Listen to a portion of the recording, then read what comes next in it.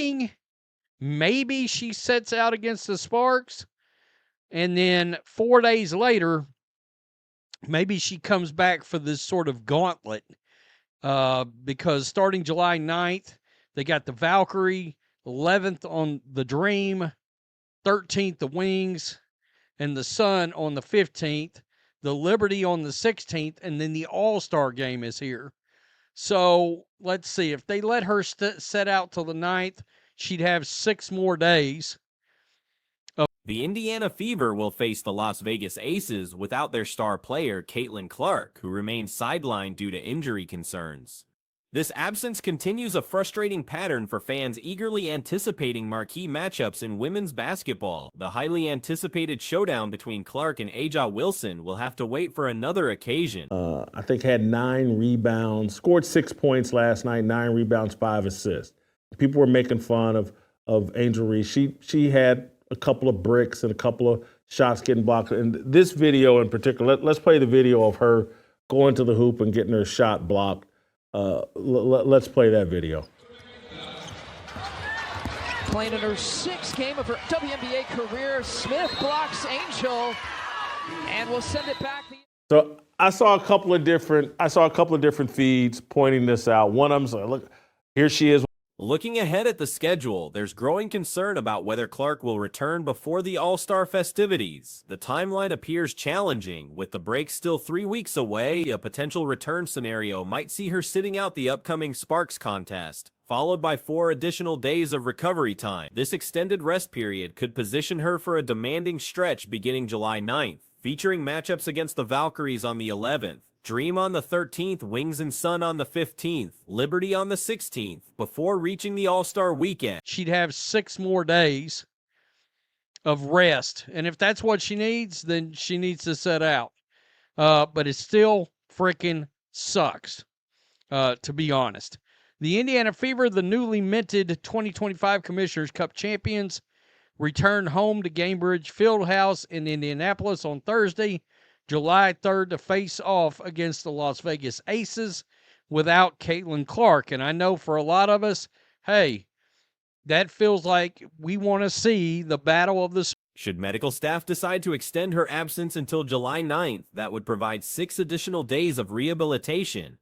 While player health remains paramount, the timing creates significant challenges for the league and fan base alike. The Fever recently captured the 2025 Commissioners Cup Championship and returned to Indianapolis Gainbridge Fieldhouse for Thursday's contest against Las Vegas. Sports enthusiasts understand the magnetic appeal of superstar confrontations across all leagues. These premium matchups drive viewership and generate excitement that transcends typical regular season games. The absence of such compelling storylines impacts both immediate entertainment value and long-term promotional opportunities. I saw a couple of different feeds pointing this out. One of them said, "Look, here she is with the crossover," and then there was another one talking about here she is with the hezzy, and then womp womp womp, she gets her shot blocked. But having watched particularly the 4th quarter of this game, Angel Reese actually showed true progress and self-awareness. She only took 6 shots. I'm not being remotely sarcastic. I'm not saying, like, thank God she figured out not to shoot. I'm more saying, like, hey, this is great.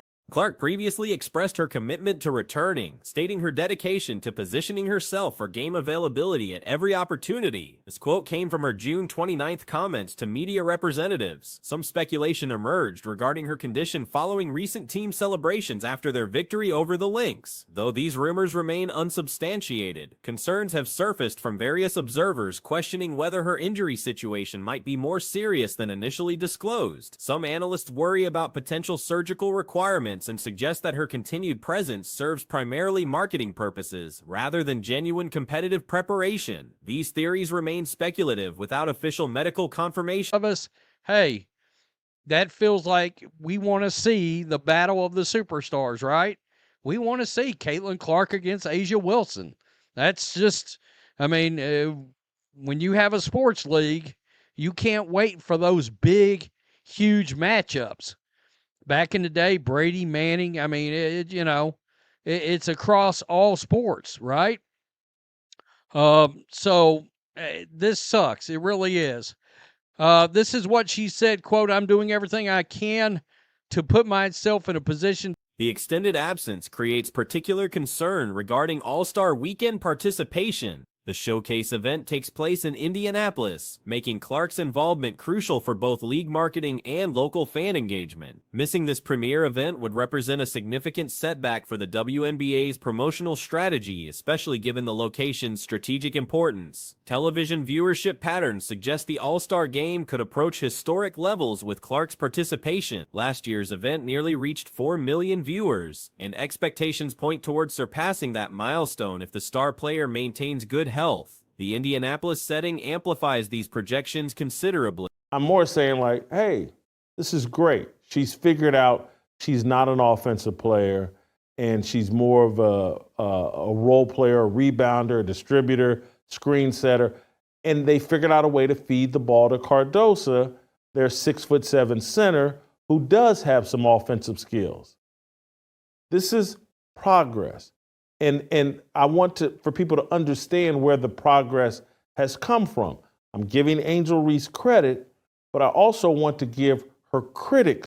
Meanwhile, Clark's signature footwear launch generated remarkable commercial success. Despite her current absence from competition, Nike released her basketball sneakers on June 30th, with approximately 13,000 pairs becoming available for purchase. The inventory disappeared within minutes, creating immediate scarcity in the retail market. The Kobe Bryant-inspired design A position to play the next game every single time, Clark said on June 29th. Now, I have to admit, this was funny. Correlation put this out.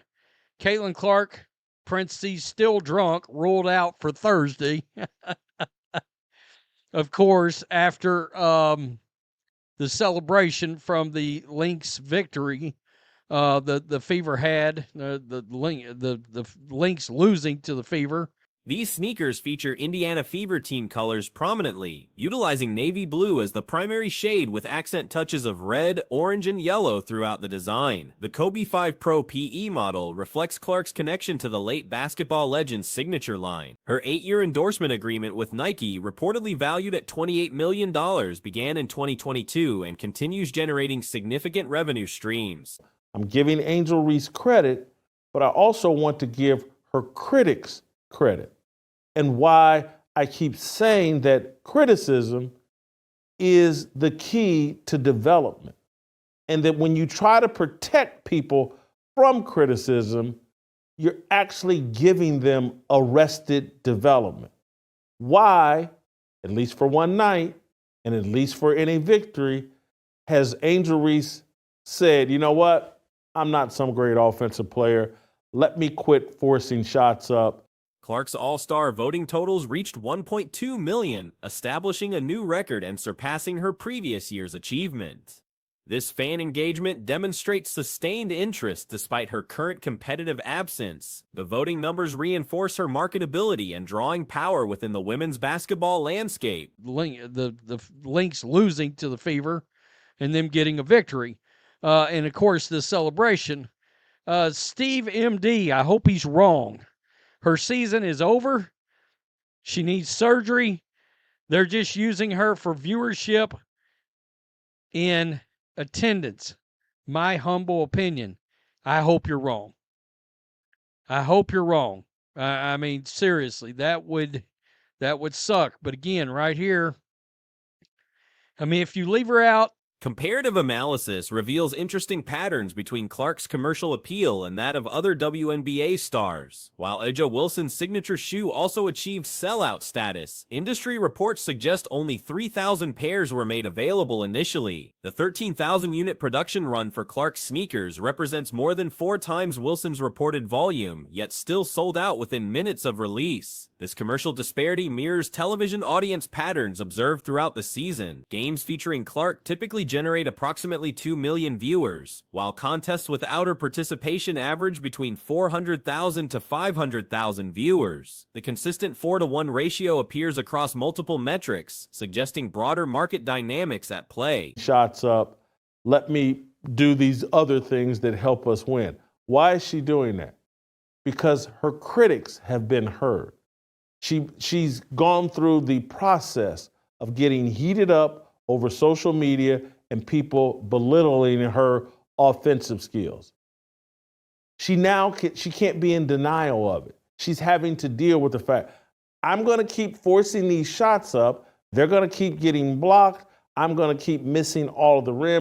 The secondary market pricing reflects genuine consumer demand rather than artificial scarcity. Resale values exceeding $600 for certain sizes indicate collectors and fans willing to pay premium prices for Clark-branded merchandise. Whether purchasing for actual use or display purposes, buyers demonstrate significant financial commitment to her brand. Current injury management decisions will significantly impact both immediate competitive outcomes and long-term commercial opportunities. The intersection of player health, fan expectations, and business considerations creates complex challenges for team management and league officials. Resolution of these competing interests will determine Clark's availability for crucial upcoming contests and promotional activities. Seriously, that would suck. But again, right here, I mean, if you leave her out today and then leave her out against the Sparks, you've got a 4-day window after that where she could come back against the Valkyries, and then that every other day gauntlet. In fact, there's a back-to-back on the 15th and the 16th, right before that All-Star break, which is in Indianapolis. So, and look, you can believe one thing. The league is going to want her. The Chicago Sky secured their initial victory against the Dallas Wings, featuring a matchup between Angel Reese and Paige Beakers, two players the WNBA actively promotes as emerging stars. Many observers believe Beakers will develop into the league's premier talent, while Reese receives considerable attention for her potential contributions. However, the contest ultimately highlighted Camila Cardoso's breakout performance as she achieved a career-high 23 points to lead Chicago to their first win of the season. Social media criticism emerged regarding Reese's offensive struggles during the game. The rim and throwing these bricks up, and therefore I'm going to give people more ammo to make fun of me over social media. Angel Reese, being smart, is tapping out. Is saying, you know what, I got to adjust my game. We're 0-4 to start the season. We looked uncompetitive. People are starting to rip me and this team. Let me show some self-awareness. Let me adjust my game. Let me play. Video clips circulated showing different aspects of her offensive approach, with some focusing on her ball-handling moves before unsuccessful scoring attempts. Despite these struggles, Reese demonstrated notable development and basketball awareness throughout the contest, particularly during the fourth quarter. Her decision to attempt only 6 shots represented significant strategic thinking rather than poor performance. This selective shooting approach indicates positive evolution in her game understanding. Rather than forcing difficult attempts, she recognized her current limitations as a primary scorer and focused on areas where she could contribute most effectively. Her emphasis shifted toward rebounding, ball distribution, screen setting, and creating opportunities for teammates like Cardoso, who possesses stronger offensive capabilities at the center position. I'm going to want her to be a full go participant in anything they can get her in for the All-Star weekend because it's in Indianapolis. Now, if she ends up missing the All-Star game, it is a disaster for the WNBA and for the Indiana Fever. That's the showcase event, and it's built around Caitlin Clark this year.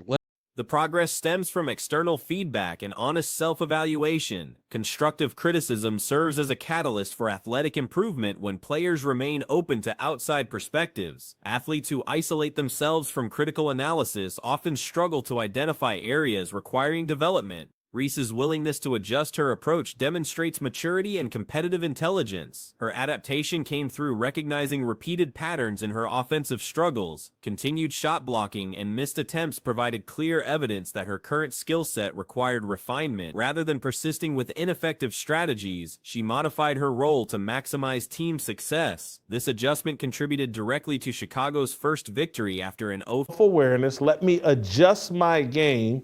Let me play in a way that befits my actual skill set. This is why we have to allow athletes, black, white, whatever color, to be criticized. If we protect them from criticism, if we explain all criticism of them as some form of racism, they then are allowed to ignore their critics. The importance of allowing athletes to receive honest feedback cannot be overstated. Protecting players from all criticism can hinder their development by preventing necessary adjustments. When feedback is dismissed or explained away, athletes may miss opportunities to improve fundamental aspects of their game. Reese's recent performance suggests she has processed external input constructively. Criticism represents a form of investment in an athlete's potential. When observers stop providing feedback, it often indicates diminished expectations for improvement. Constructive criticism demonstrates belief in a player's ability to grow and adapt. Even misguided criticism can contain valuable insights that contribute to overall development. And it's built around Caitlin Clark this year. Let's just be real. There's a reason it's in Indiana this quick. They want to get her out there. They want to see. We almost saw a 4 million viewership number for the All-Star game last year. I think they hit it this year. If she plays, if she's healthy.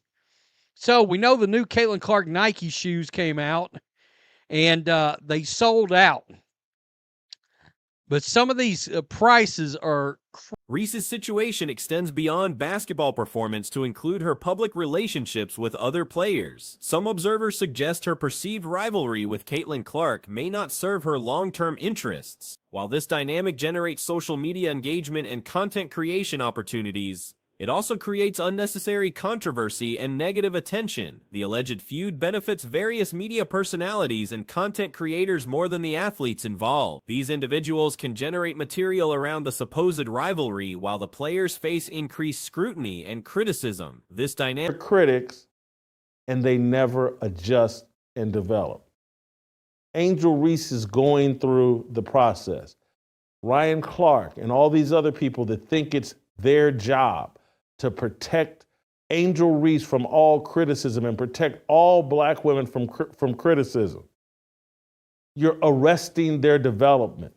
They'll never improve. That's why, again, criticism is a form of love.